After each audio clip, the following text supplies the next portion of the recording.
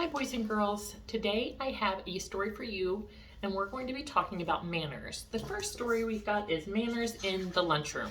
Some of you may remember this book from another time, but I feel like it might be something that we can revisit because everybody could use more manners. It's time for lunch. Using good manners in the lunchroom makes lunchtime comfortable for everyone. Good manners helps make eating lunch more fun.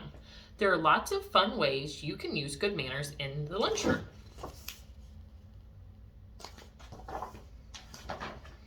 Mr. Coleman's class heads to the lunchroom to eat. Leah and Carlos wait patiently in line. Leah and Carlos are using good manners. Waiting patiently in line when you are waiting to pick up your lunch or breakfast is always a good idea. May I please have some corn? Alice asked the lunch server. He thanks her when she puts the corn on his tray. He is using good manners.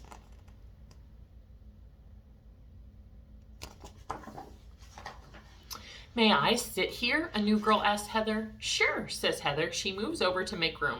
Heather is using good manners. Now, we don't all have that situation at Rooney. But if you are in line next to someone and someone that you maybe didn't know you were going to sit by, or maybe you don't know them, is going to be sitting next to you, you could be nice and maybe be polite and say hello, make a new friend. Justin and his friends talk quietly at the table. They never shout or yell. They are using good manners. You see they're sitting next to each other, so those are the friends that they are talking to. The people sitting next to them. Morgan takes a bite of her apple. She chews with her mouth closed. She waits to talk until she is finished chewing. She is using good manners.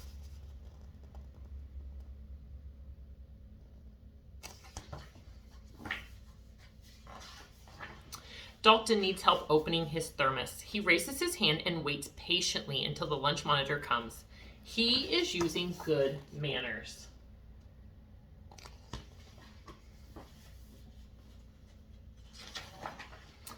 Lucy accidentally spills her milk. Her friends help her clean up the mess. They are using good manners. Sometimes you might have to raise your hand to get it grown up, but that's okay. Just make sure you say please and thank you. Nick doesn't use a fork or spoon to eat his food. He doesn't. Sorry. Nick uses a fork and spoon to eat his food. He does not use his fingers. He is using good manners. I mean, grown-ups make mistakes when we read too. I had to go back and I thought, that didn't make sense. I better look at that word again. Sometimes I miss words or read it weird. Everybody makes mistakes, but we fixed it. Timothy and Sasha pick up after themselves. They scrape their trays clean. They put their milk cartons in the recycling bin. They are using good manners. Some of you get up and dump your trays in the trash and stack them for some grades. So making sure you do that nicely. It is important to use good manners in the lunchroom. Using good manners shows respect to other students and the school staff. Good manners make it possible for everyone to enjoy lunch. And at Rooney, it makes it enjoyable for people in their classrooms too, and the office, because when we're super loud or obnoxious in the lunchroom, it really does affect other people, not just the people in the lunchroom. So we want to make sure we are respectful and responsible and safe. Here's a few fun facts about lunches. In Spain, many kids go home for lunch instead of eating at school. In France, the school lunch break is 2 hours long. That's a long time. Let's see. In Hungary, lunch is usually the largest meal of the day. There's a lot of places that have lunch as the largest meal of the day.